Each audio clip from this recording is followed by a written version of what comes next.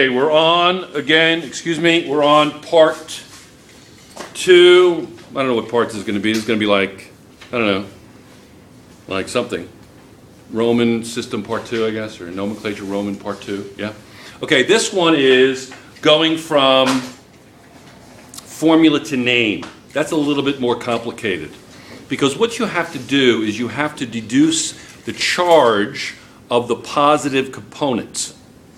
You have to deduce the charge of the positive component. Now, you know that the metal, that this component here is always from the periodic table, correct? So what you do is you look up from the periodic table the positive component. Now, on the negative component, they're all polyatomic ions.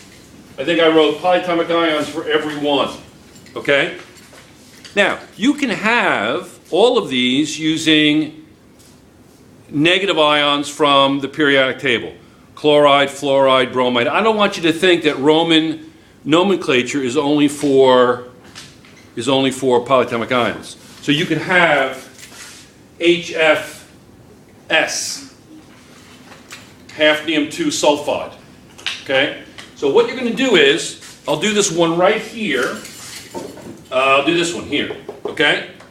So I know that it's going to be zinc oxalate. It's going to be zinc. It's going to be zinc oxalate. Okay? It's going to be zinc oxalate. Okay, now, what you want to do is you want to work backwards. What is the charge of oxalate?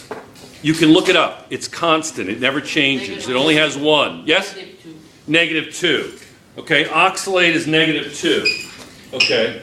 Now, how many oxalates are there? One. Well, there's only one oxalate there.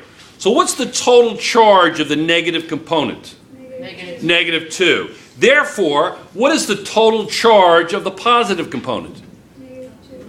Positive component. Positive 2. Right. Now, so this is going to be positive 2, right? The whole thing.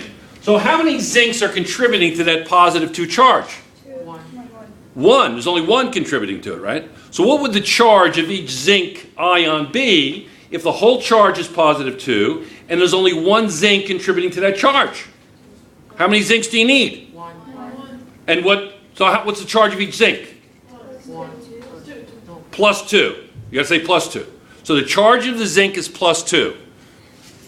So oxalate is negative 2. The total negative charge is negative 2 because there's only one oxalate. The total positive charge is positive 2. There's only 1 zinc contributing to that positive charge. Therefore, the charge of each zinc would be positive 2. So the name of this would be zinc. Anybody? Zinc 2 oxalate, right? Zinc 2 oxalate. That would be the name of that. Yes? So you have to name each of these. I tried to use as many of the elements from the periodic table as I could.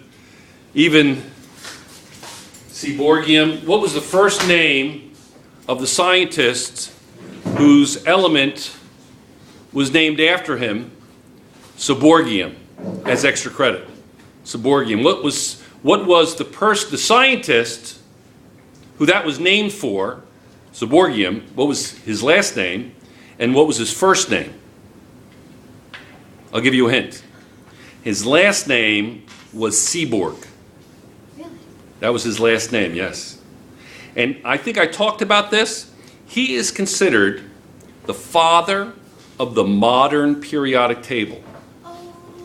After World War II, he decided to come up with a rearrangement of the elements in the periodic table.